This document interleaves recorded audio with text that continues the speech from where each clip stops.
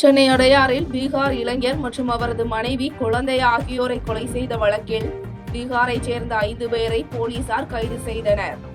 சென்னை அடையாறு இந்திரா நகரில் பீகார் மாநிலத்தைச் சேர்ந்த கௌரவ்குமார் என்பவரை கொலை செய்து சாக்கு மூட்டையில் கட்டி சாலையோரம் வீசப்பட்டது குறித்து போலீசார் விசாரணை மேற்கொண்டனர்.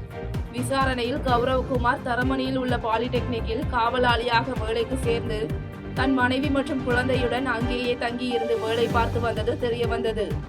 தொடர்ந்து கௌரவ்குமாரின் நெருங்கிய நண்பர் உட்பட 7 பேரிடம் மேற்கொண்ட விசாரணையில் கௌரவ்குமாரின் மனைவி, குழந்தையும் கொலை செய்து விட்டதாக வாக்குமூலம் அளித்துள்ளதாக கூறப்படுகிறது.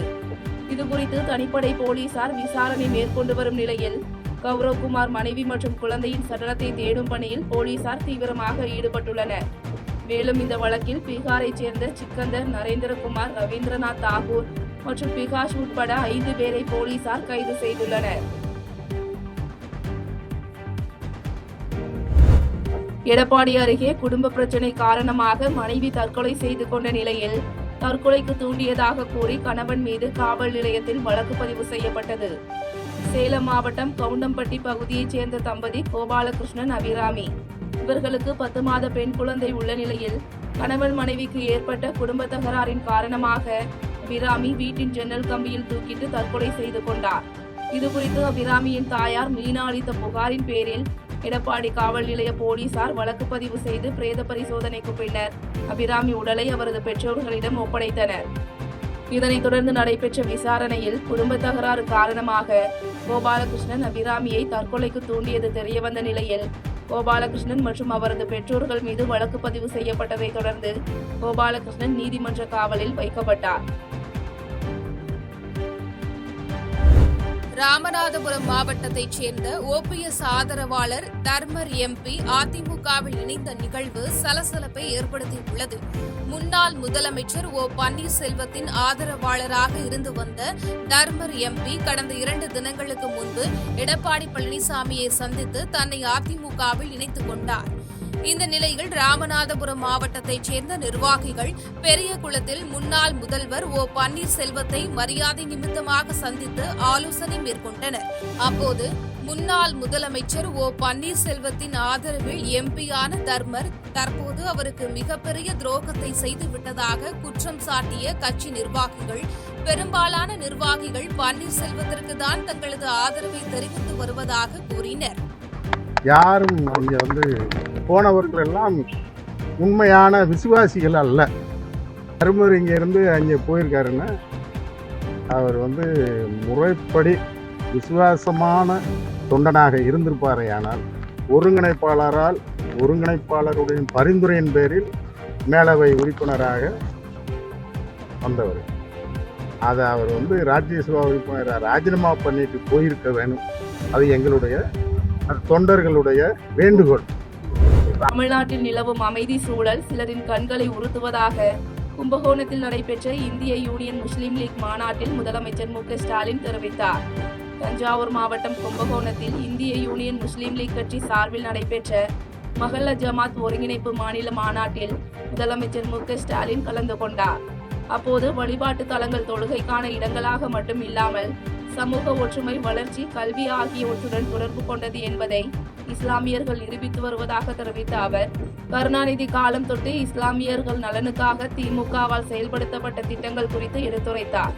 தொடர்ந்து இஸ்லாமியர்களுக்கு பாதுகாப்பான மாநிலம் தமிழகம்தான் என குறிப்பிட்ட அவர், இந்த அமைதி சூழல் சிலரின் கண்களை உறுத்துவதாகவும், எனவே CBI, ED, ID போன்ற அமைப்புகளை வைத்து மிரட்டி தங்களுக்கான கூட்டணியை உருவாக்கி வருவதாகவும் தெரிவித்தார். நானும் இந்த மாநாட்டில் 5 முக்கிய அறிவிப்புகளை உங்களுக்காக, உங்களின் ஒருவனாக வெளியிட விரும்புகிறேன்.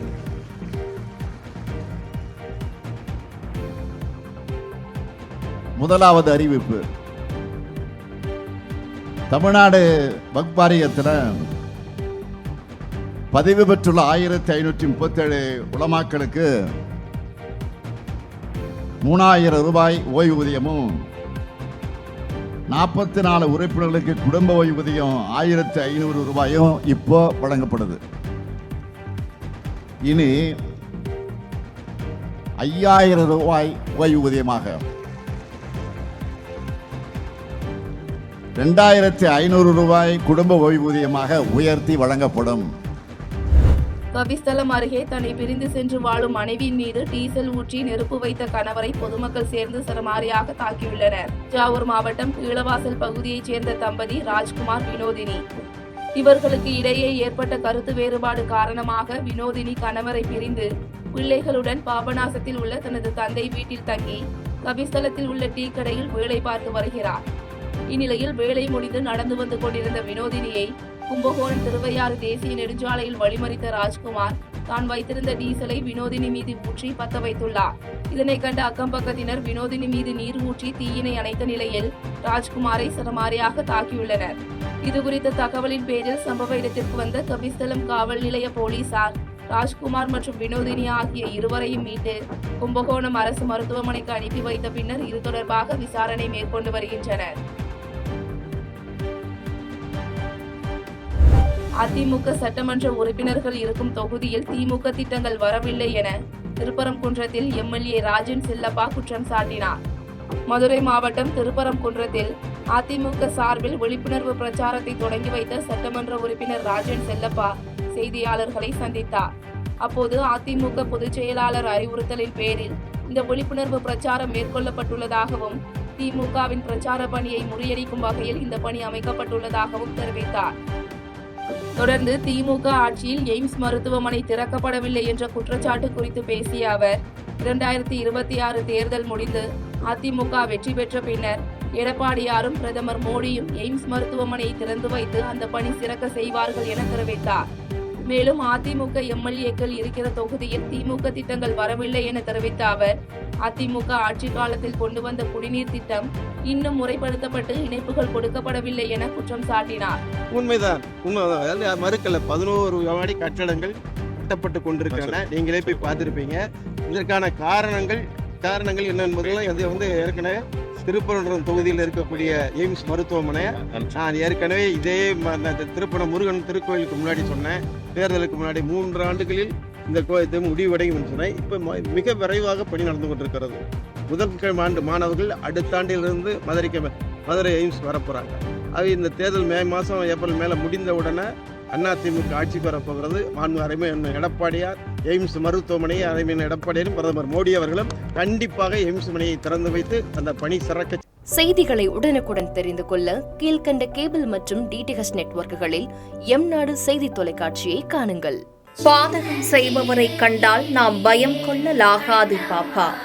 மோதி மிதித்து விடு பாப்பா, அவர் முகத்தில் உமிழ்ந்து விடு பாப்பா. அண்மை செய்திகளை உடனுக்குடன் தெரிந்து கொள்ள இணைந்திருங்கள் எம்நாடு தொலைக்காட்சியுடன்.